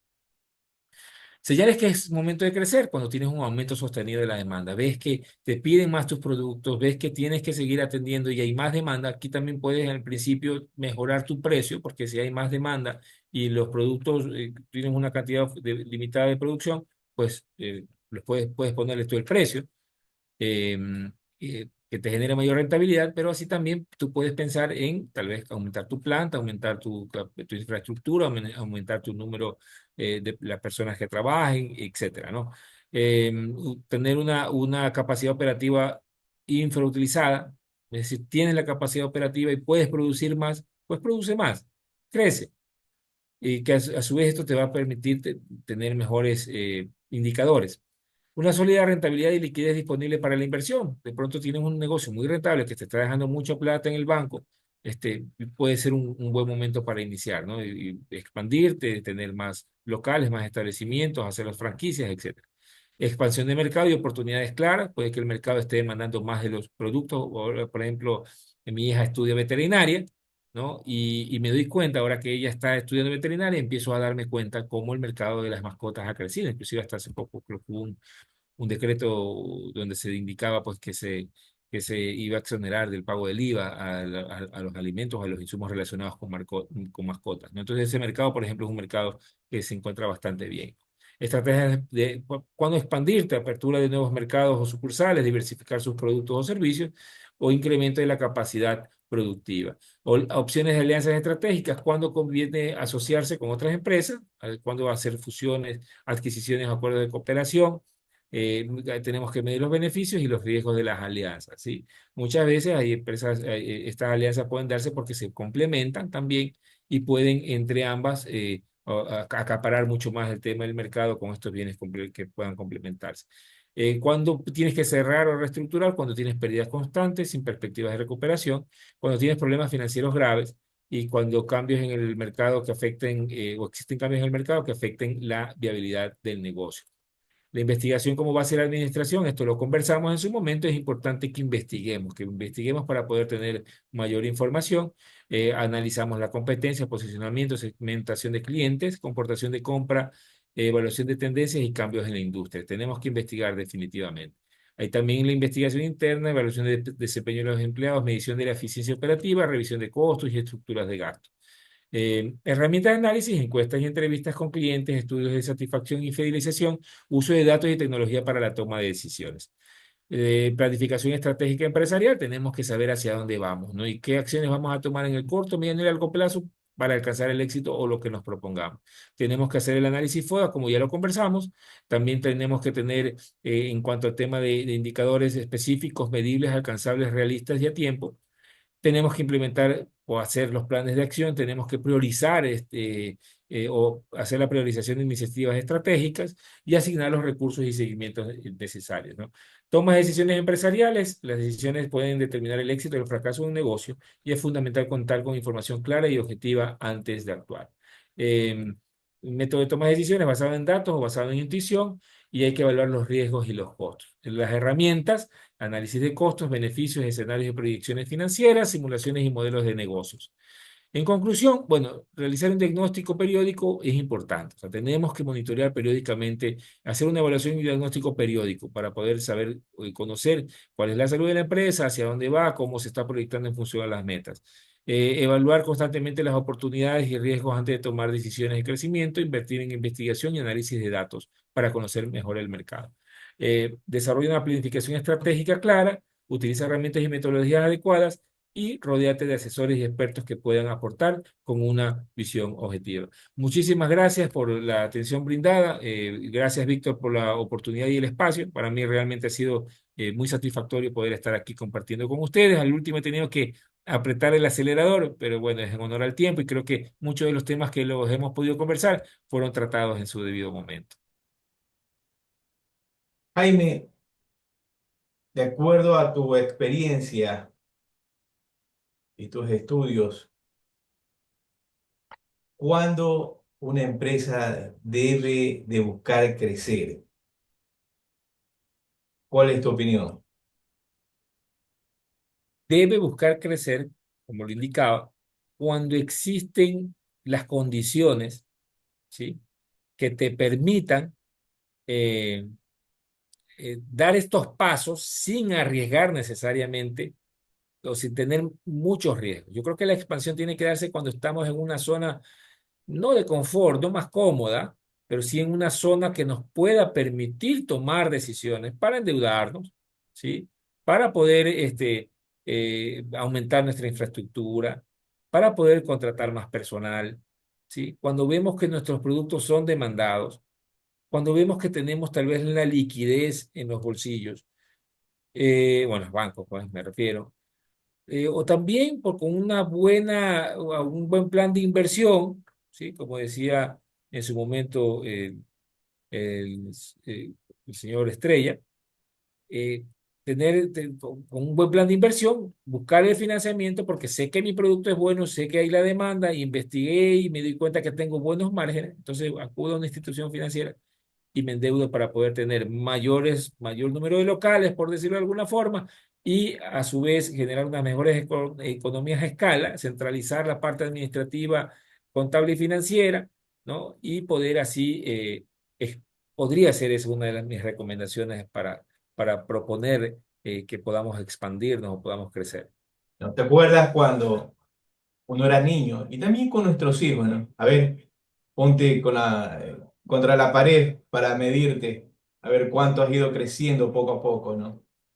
Y, y recuerda que en ese proceso de crecimiento se vitaminizaba al niño, se lo llevaba al pediatra, se lo alimentaba, ¿no? Con los alimentos que enviaba la doctora, buscando de que el niño creciera fuerte, saludable, sí, con esa vitalidad. Pero a veces lo mismo ocurre en las empresas.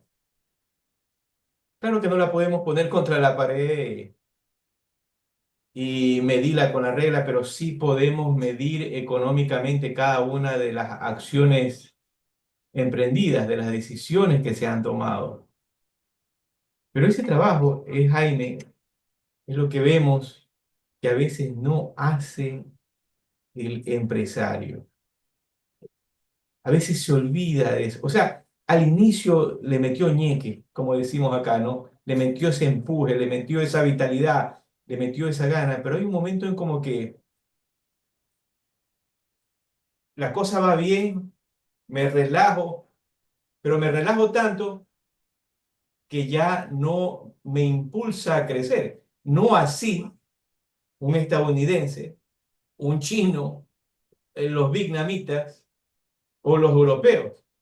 ¿Por qué crees que en América Latina no hay ese mismo brío que estas naciones que comenté o estos continentes? ¿Qué pasa en Hispanoamérica? ¿O será que eh, estoy haciendo un análisis incorrecto?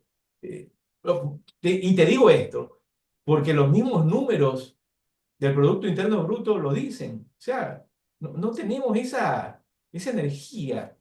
¿Qué dices, Jaime? Bien, bueno, primero felicitarte por esa analogía que hiciste, ¿no? Del niño que crece, ¿no? Y que obviamente se le ponía la regla, como dicen, ¿no? Y se iba midiendo, y luego se venía el flexómetro y se medían los centímetros. Y es una muy buena analogía, porque efectivamente yo en cambio lo decía de una forma tal vez mucho más, más Técnica, pragmática. técnica. Claro, decía, bueno, no, si tienes liquidez, ¿no? Si tienes buenos márgenes, si tienes demanda, pero esos pueden ser las mediciones que hay que hacer, ¿no? Y así que te felicito, excelente analogía. Por otro lado, en el tema de como país, mira, yo he tenido la oportunidad de trabajar en tres grandes empresas. ExxonMobil, la número uno en el mundo, cotización en bolsa en 1997, después de años del derrame de Exxon Valdez, pero tuvo una fusión con Mobil en 1997 y fue la empresa más grande del mundo que cotizaba en bolsa. Tuve luego la oportunidad de trabajar para la corporación Black Decker, la corporación que, bueno, se fusionó con Stanley. Ya son dos, eran locuras. Yo era gerente de la marca DeWalt para el Ecuador. Y trabajé para DECO, que es la empresa líder mundial en temas de recursos humanos. Entonces, esas son las tres cosas las tres medallas que me llevaré y que siempre pues se los digo y se los repito a mis hijos, ¿no? Pero ¿sabes qué te puedo decir? Que en todas estas empresas, porque ellos tenían estructuras a nivel global, que obviamente se clasificaban en continentes y subcontinentes en regiones, y estas regiones digamos que en zonas, ¿no? Y por ejemplo, en ExxonMobil teníamos la zona, y a veces variaban, porque a veces era zonas como algo así como de la zona norte o la zona de cono norte, o la zona norte de Sudamérica, perdón, zona andina, región andina. Muchas veces éramos solamente Venezuela, Colombia y Ecuador, ¿no? Y siempre participábamos, y ahí sí, bueno, yo sé que este foro es abierto para otras naciones, pero siempre como Ecuador nos fue muy bien, ¿no? En resultados, ¿no? Había concursos a nivel de objetivos, de quién vendía más combustibles, lubricantes, más temas corporativos, etcétera, y siempre teníamos ese desempeño como ecuatoriano. Luego, lo mismo me pasó en Black and Decker. En Black and Decker trabajábamos con la región estábamos con Venezuela, Colombia y Ecuador, con la zona del Caribe. Y también participábamos en concursos, en temas de ventas, objetivos, etcétera. Y también como país nos iba muy bien. Trabajé para el Grupo Urrea de México, me olvidé también, una de las 100 empresas más importantes de México, que estaba con el Great Place. Pero Jaime, de acuerdo a esa experiencia que has tenido, ¿en qué nos diferencia esta decisión de estas empresas? Vamos a hablar de las empresas estadounidenses con respecto a veces a nuestras empresas. Ojo, y con esto no quiero decir que en nuestros países no hay grandes emprendedores. Hay grandes emprendedores que han salido adelante, han sacado empresas, pero son en una minoría con relación a estos grandes países, como el chino, el estadounidense o algunos países europeos, ¿no? Y otros países asiáticos. Entonces, nosotros nos hemos quedado muy, muy rezagados. ¿Cuál es esa diferencia desde tu punto de vista y de acuerdo a tu experiencia? De cómo como región nos hemos quedado, ¿no? O sea, tú Ujú. estás expresión de Claro, cómo región. Bueno, existen muchas teorías, ¿no? Muchas corrientes, por decirlo, que unos indican pues de que fue el modelo que implementaron nuestros colonizadores, ¿sí? Mientras los que estaban un poquito más al norte tenían un enfoque mucho más dedicado al tema de la producción, al tema del comercio, o hablamos de temas de revolución industrial, ya por allá, por la década, por el siglo XVII, XVIII. Acá nos dedicamos, en cambio, a formar iglesias, a ser simplemente mono exportadores o de materia prima, ¿sí? Mientras en otros lugares están un poquito más industrializados. Tal vez eso es lo que a mí se me ocurre, que pudo haber marcado esa diferencia, ¿no? Mientras nosotros estábamos un poco más orientados a la oración, al rezo, a la religión, por decirlo de alguna forma, ¿no? Y éramos un poquito controlados y dominados bajo ese esquema, ¿no? Aparte de esto, la poca inversión en educación, creo también que ha sido uno de los factores que como región nos afectó muchísimo, ¿no? Entonces, en otras regiones del continente, en este caso, ellos tal vez tuvieron esa ventaja, ¿no? De estar pero, mejor formados, de tener políticas públicas. claro, pero Públicas. vemos un ejemplo, el caso de la China.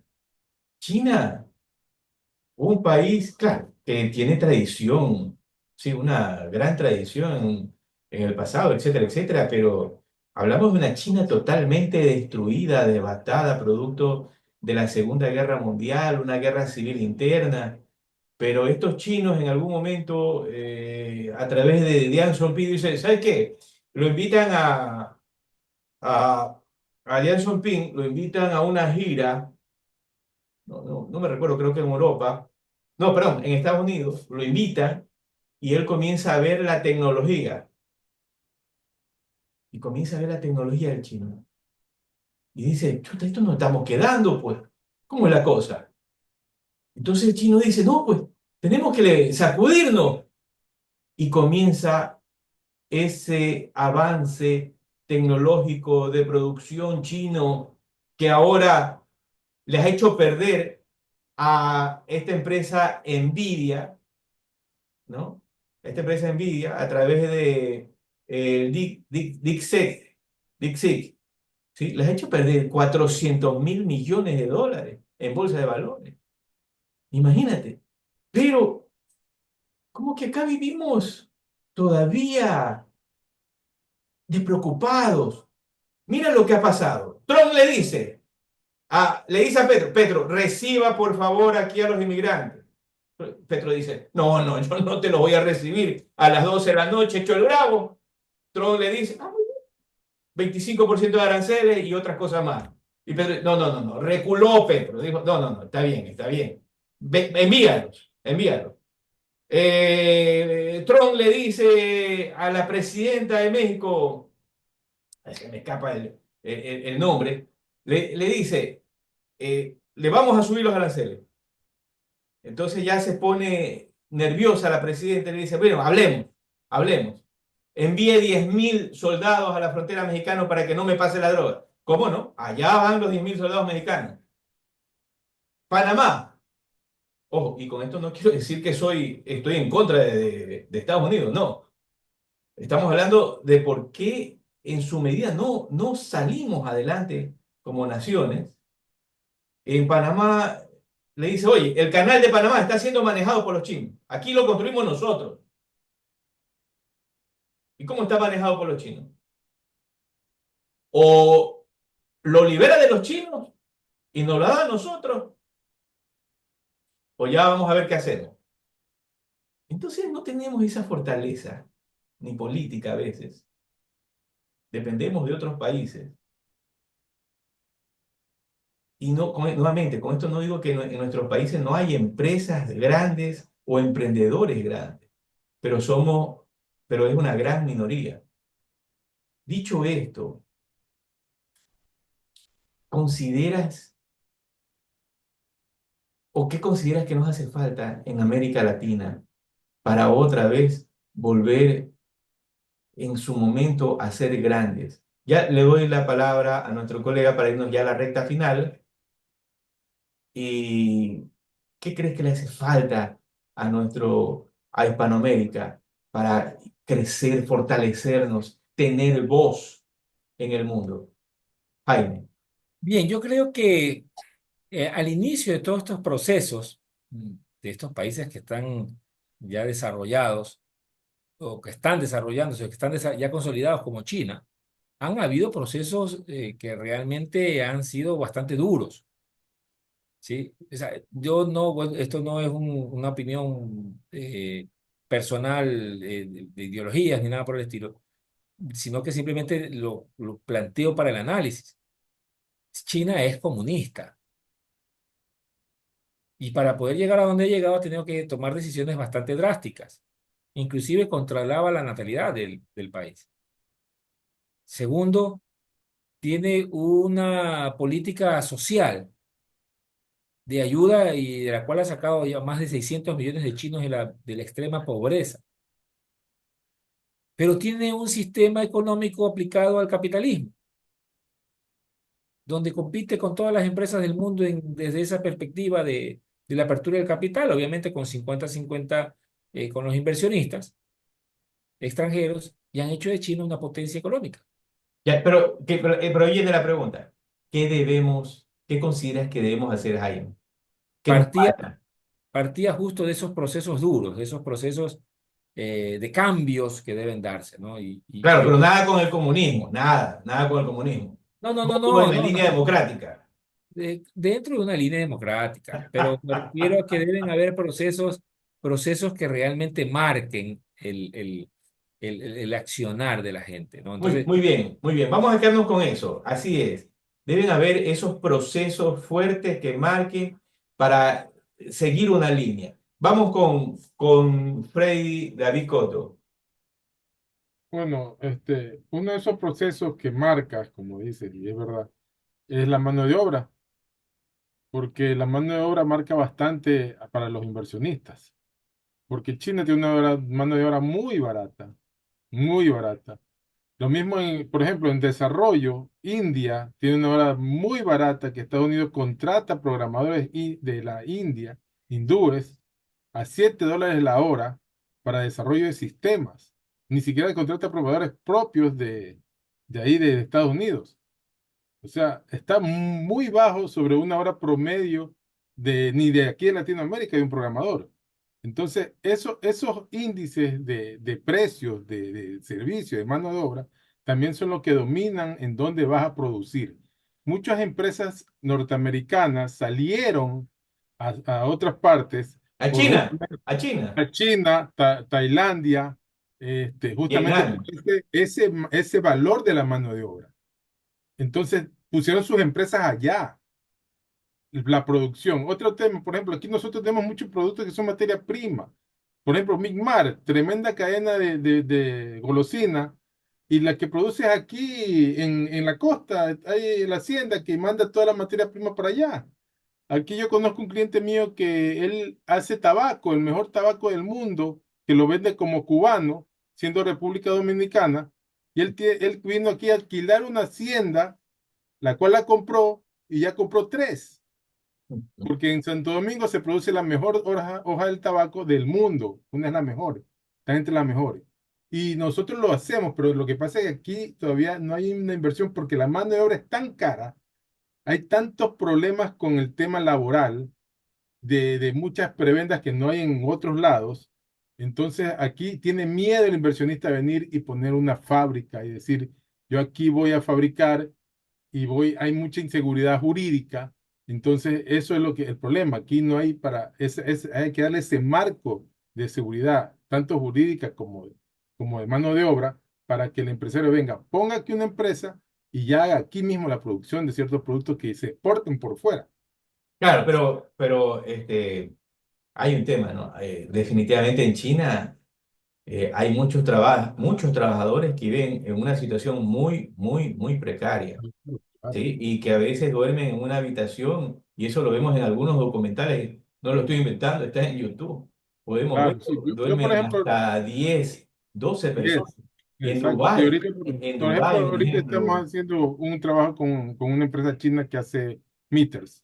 Claro. Y Bien, que- para cerrar el programa, nuestro colega Irian, ¿cuál es tu opinión para ir cerrando ya el programa? ¿Qué nos pasa por el cual no podemos desarrollarnos en unos 4 minutos, Irian? Sí, Víctor, gracias.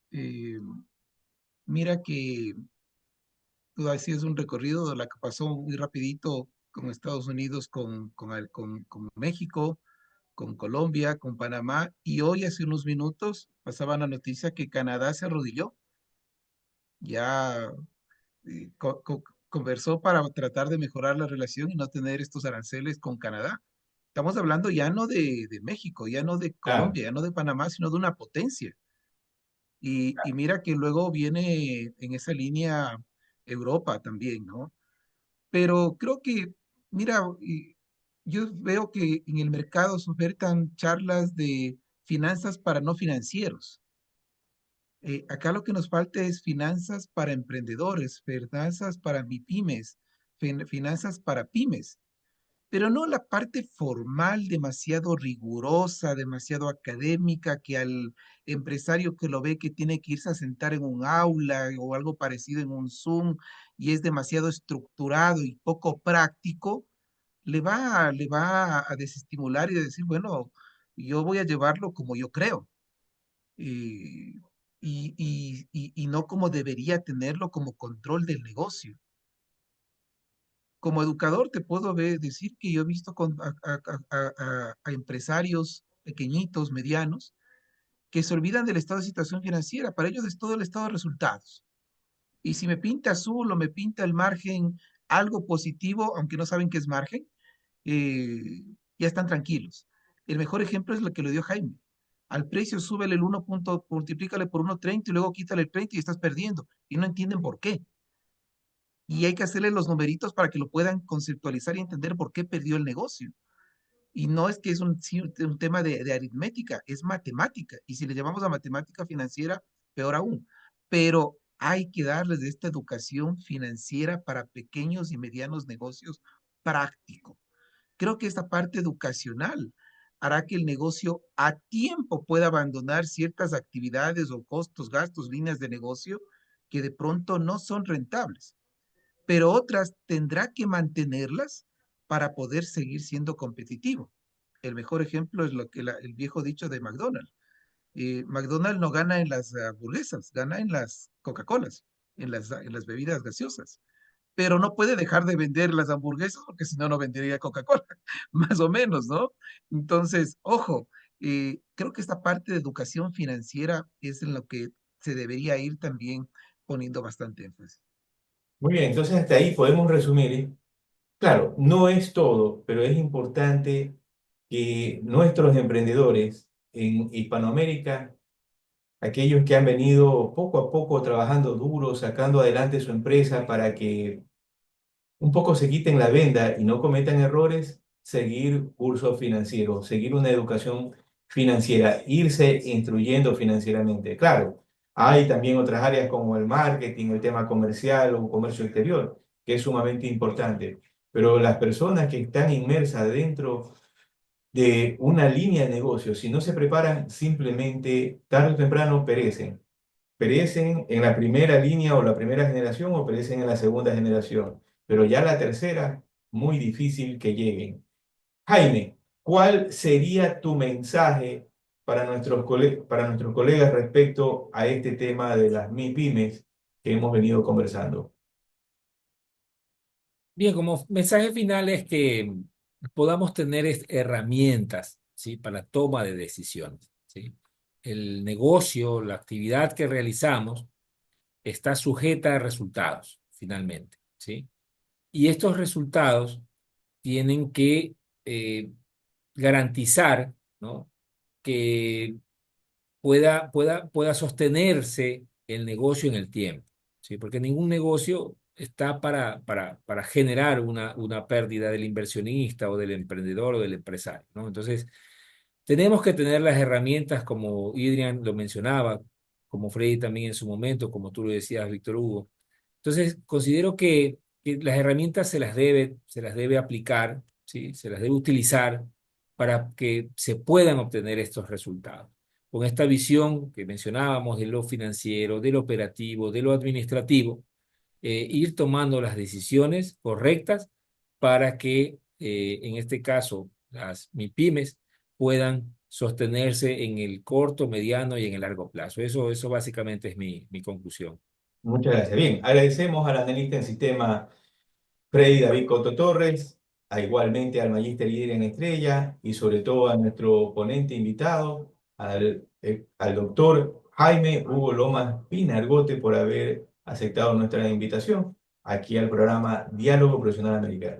Gracias a todos ustedes, a nuestros colegas que han estado conectados igualmente y a nuestros colegas que van a ver este video de forma sincrónica. Ya saben, hay que estar preparado para poder asesorar a su cliente de forma honesta y con valores y indicarle también que ese emprendedor se vaya formando. Caso contrario, tarde o temprano, su empresa cierra. Muchas gracias. Bye bye.